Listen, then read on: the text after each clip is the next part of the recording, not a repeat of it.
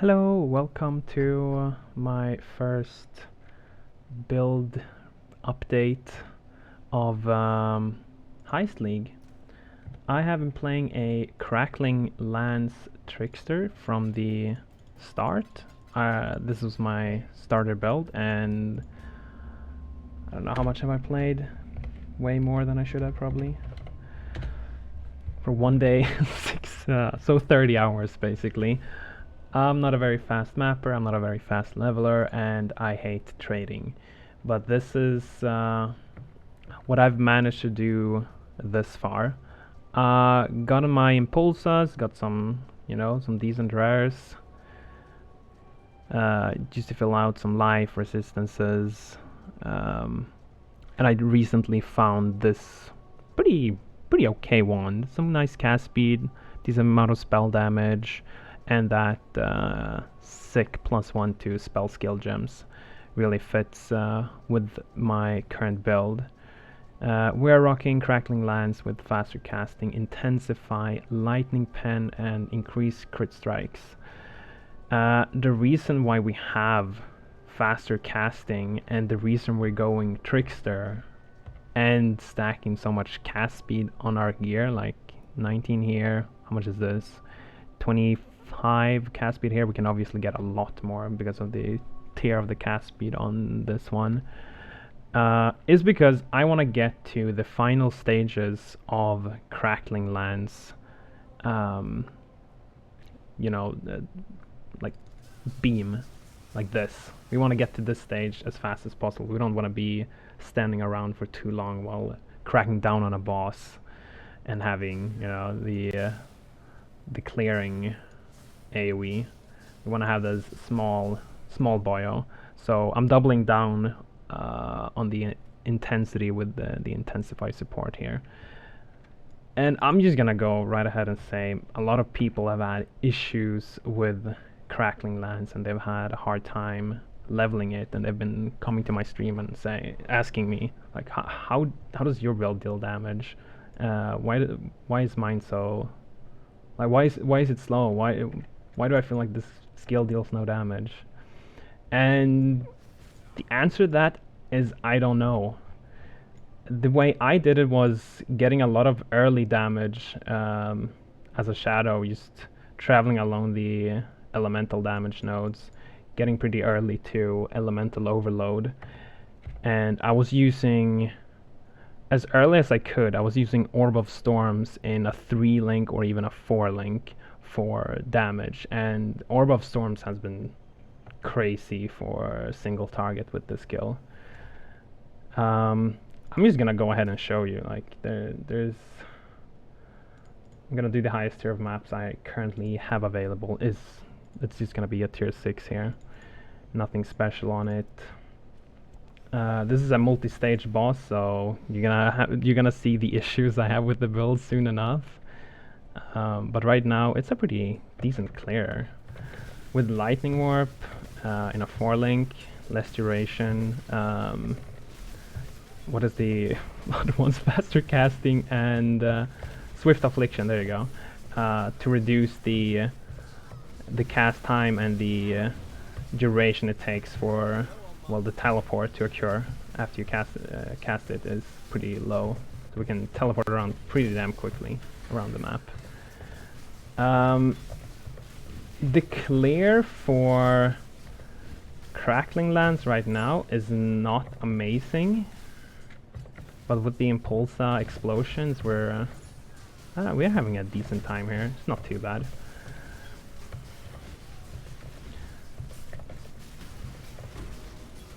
Obviously, going crit, having a bunch of shocks going on, makes the explosions occur very often. See if we can get to the boss real quick.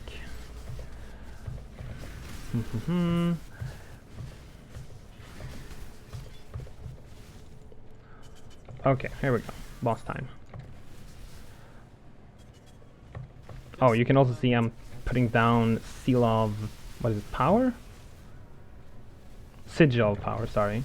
Sigil of Power. That also helps out a lot for a single target. Like, if you can stand still, inside your Orb of Storms and Sigil of Power, you're actually going to deal quite a bit of damage.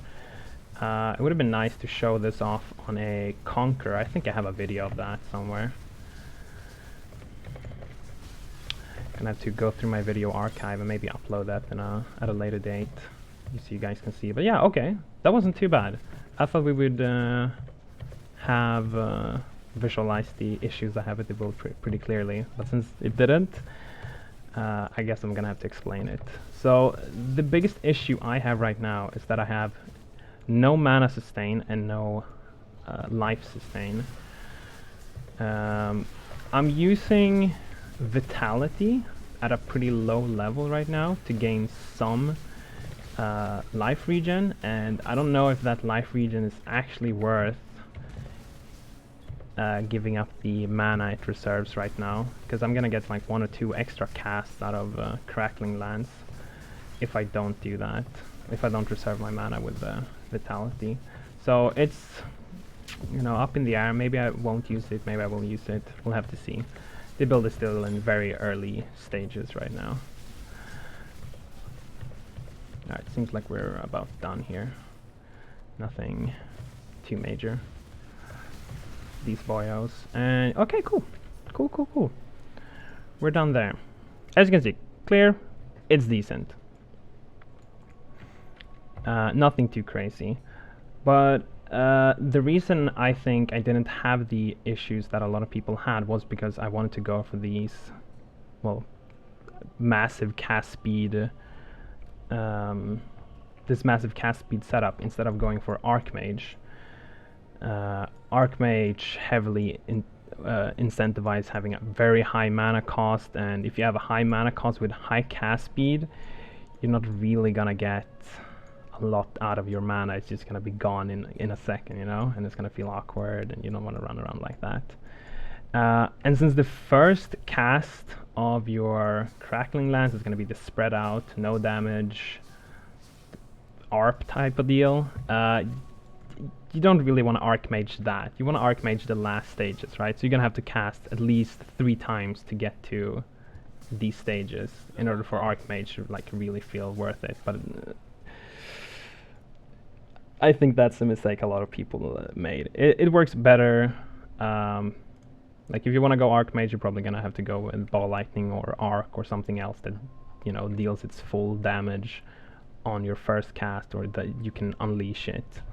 So you have 4 casts that deals this the Archmage damage. You can't really do that. If you unleash with the Crackling Lance, it's just gonna get the first stages. Unless you know, unleash first, get to the 4th stage, don't move, wait for the seals to go up, and then shoot again. Then you're gonna get 4 stages of the last stage of Crackling Lance. Yeah, I think that was all I really wanted to explain. If you want to check out the skill tree, you can see that right here. I can probably do a Path of Building link in the description. I've yet to do Uberlab, so I think I'm gonna go for Patient Reaper to have better sustain during mapping. I might have to add an Abyssal Jewel with fire damage to spells, so we get that, so we can proc the last line here, increased recovery rate, if you've killed an enemy with damage over time recently. Since I have no other way of dealing damage over time, I think it's a small amount of added fire damage would proc this. Maybe get more value out of Vitality, because the life regen from Vitality is going to be affected by that recovery rate. Maybe add an Enduring Cry. Although it is nerfed now, I think Enduring Cry could be pretty damn strong. Obviously you don't need an Impulses.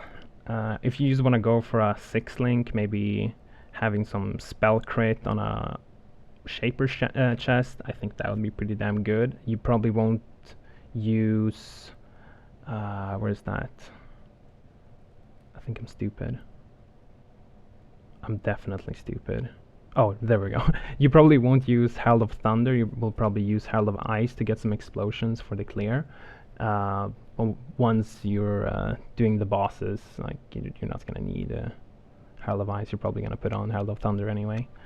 So that's what I did for a long time before I had the Impulsas. I used Herald of Ice instead of Herald of Thunder and had Wrath taking up the majority of my mana reservation here. But currently Orb of Storms is just linked with Ice Bite, Innervate, and Peacock for like a supportive role to get me my charges. So we're getting power charges on single target, but we're not gonna get the frenzy charges. They are really nice to have, and I might have to do some like ring craft to get the minimum frenzy charges, like 2 of them at least. So I won't have to use Ice Bite as a support here and have more uptime on them. I do some, I don't know, maybe controversial choices here in the skill tree that we can take up. I grab Dark Arts and I take Elusive. I'm still thinking about Elusive. I don't think it's that good when you have this fast Lightning Warp. And I'm probably gonna unspec out of these nodes to, I don't know, maybe get some damage nodes up here, maybe get another charge, like a power charge, or what else could we grab? Maybe some mana nodes to get help with mana sustain, because currently our mana sustain is only from our mana flask. And well, we have Weave the Arcane, so what we can do if our mana flask is out, I'm just gonna use all the charges. Like this is what happens when all of your mana is out. Like you get 4 or 5 casts. Oh wow, okay, we're getting lucky with Weave the Arcane procs here. But what you can do is warp around, hope for the Weave the Arcane proc, cast more, do some more warping, Weave the Arcane. That's only gonna help with the mana, not with the life. So when life flasks are out, yeah, we're in trouble. I mean, if you have any questions, which you probably do, just type them in the comments. I'll try to make a follow-up video addressing those questions. So for now, thanks, take care, and yeah, I guess I'll see you in the next video. Peace.